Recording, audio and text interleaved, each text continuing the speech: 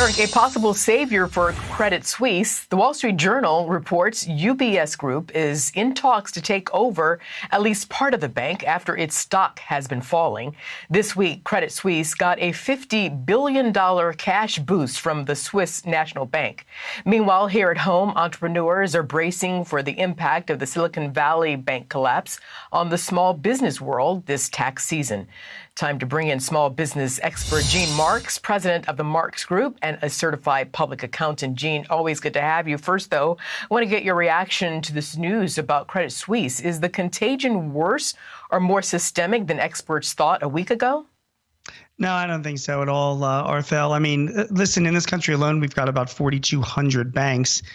Some of the banks that have had troubles here, which we'll talk about, had troubles for specific reasons. Credit Suisse, they've been struggling over the past 10 years with a lot of regulations, a lot of restructurings, settlements with their, with regulators as well. So it's not a systemic thing. It's more of a management problem than anything else. And I don't think it's something that we as business owners or individuals have to worry about here.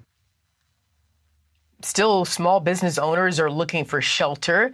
Do U.S. Treasuries, Gene, still provide safe cover? Yeah, I mean, Arthel, they really do. And I want to just be clear for you and for all of you guys watching. I mean, U.S. Treasuries are definitely a safe bet. And we've been advising our clients for a while now to try and sweep as much cash as that you have into U.S. Treasury securities. I mean, obviously, they're backed by the federal government. They're paying 4 to 5% interest rates. There was a bad story because the Silicon Valley Bank misjudged the use of U.S. Treasuries. If you can put money away and keep it out of your needs, you're not going to need it for 6 months or a year while you're investing. To me, it's a great return on your money, particularly in this higher inflation world. So the answer to your question is yes, U.S. Treasuries are every bit as good as they've always been.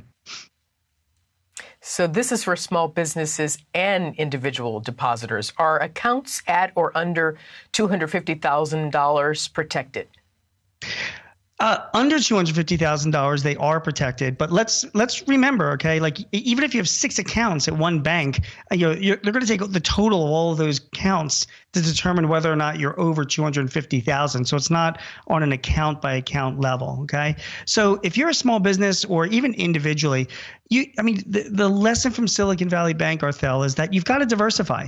No longer do you have to be banking with just one bank. And when I hear some business owners, although I feel bad for them that their money is at risk because they had all their money with Silicon Valley Bank, don't do that. You need to have your money spread out among multiple banks. Most of my clients do that.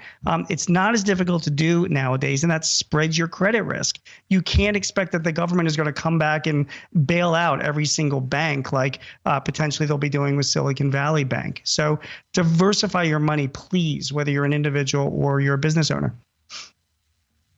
Are CDs a safe investment? Super safe investment. Just be aware, though, that if you have a CD with your bank, they're subject to the same $250,000 limit of insurance that the FDIC will have.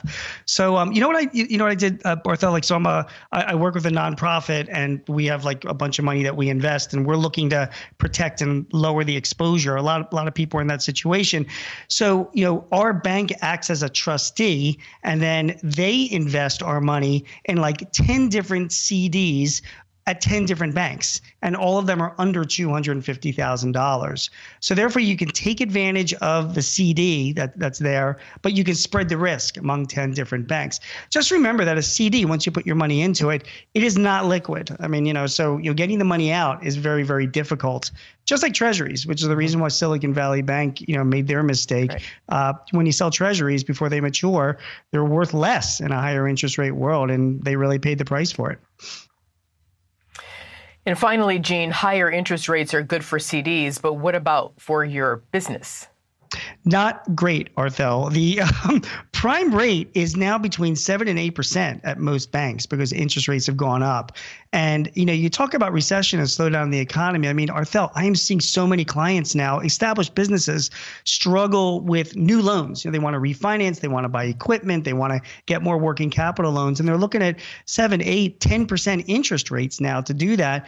for many, it's just like too expensive for those small businesses to do. And so they're holding back, So the same thing with individuals. Higher rates are not great for small businesses right now. I think that's the story of the year for small businesses is dealing with these higher interest rates throughout 2023. And then other regulations that are looming this year. Unfortunately, though, I have to go, but I want to point to you wrote an op-ed for The Hill, and you break that down, these regulations that are coming in 2023 and how it will really not be good for small businesses. So check out Gene Marks's Thanks. His op-ed in The Hill. All right. Thank you, Gene Marks. Appreciate it. Thank you, Arthel. You take care. It's good seeing you.